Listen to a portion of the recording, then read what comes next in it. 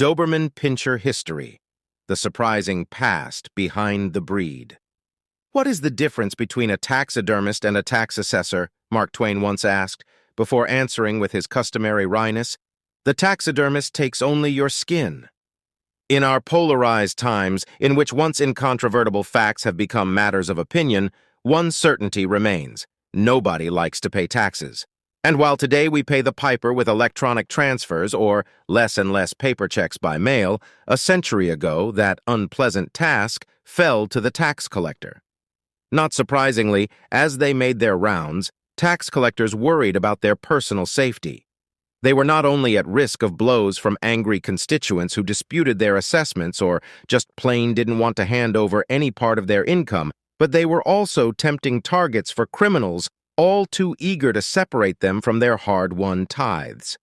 Though demanding work, tax collecting often was not a full-time job, particularly in smaller cities and villages. As a result, many tax collectors maintained other livelihoods as well.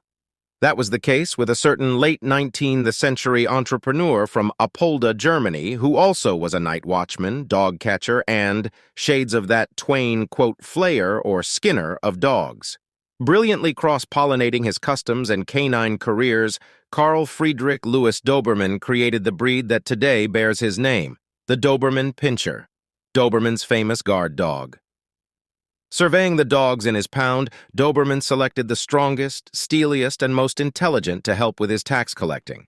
The importance of an unflappable temperament for this perilous work could not be overstated. The exact combination of breeds that Doberman used to create his famous guard dog is not known, but there are some educated guesses. The old German Shepherd, an influence in so many European breeds of the period, offered intelligence, biddability, and stamina. The Rottweiler was one plausible source of the black and tan pattern that became inextricably linked with the Doberman, contributing strength and natural guarding ability. The German Pinscher, the latter word means terrier in German, likely added pluck and speed. And that all-around favorite hunting breed, the Weimaraner, may have provided the scenting ability that is so crucial in a working dog. When he first set out to create the breed that would posthumously be bestowed his name, Doberman worked with two other local dog aficionados, fellow night watchmen Herr Rebel and Herr Stegmann, who often journeyed to Switzerland with his butcher's dogs to purchase cattle. Together, they bred their first litters from dogs that reportedly were supposed to have been skinned. One of those, presumably, was Schnuppe, a relatively smooth-coated, reportedly mouse-gray female. A surviving photograph from the 1870s depicts Schnuppe at Doberman's feet, a small, vaguely terrier-sized creature who resembles no recognizable purebred we know today. But Doberman, who never kept stud records, was not concerned with good looks. His overarching criterion was a dog with the guts and drive to stand up to anything that dared challenge it. In fact, some of Doberman's early dogs may have had too much of a good thing, relentlessly chasing game and paying the price with a hunter's bullet. Streamlining the Doberman Pinscher. While they may have developed a reputation for their sharpness, the dogs were reportedly a success when first formally presented to the public. While the Doberman Pinscher wouldn't step into a show ring until 1897, more than 3 decades earlier, the fledgling breed was exhibited at Apolda's inaugural dog market in 1863. Amid the various stalls with shaggy shepherds and lap-sized companions, Doberman's dogs stood out for their depth of character. After Doberman's death, attention began to be paid to the breed's appearance as much as its working ability. Around the turn of the 20th century, crosses were made to 2 English breeds, the Black and Tan Manchester Terrier and the Greyhound, giving the breed some of its streamlined fluidity. While Doberman sparked the creation of his eponymous Pinscher, it was a liqueur manufacturer, Otto Goller, who fed it just the right kindling to ensure it would burn brightly until today.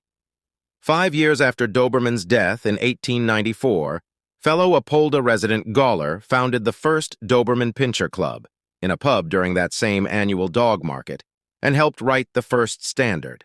At its peak, his von Thuringen kennel held some 80 dogs, many of which he exported abroad.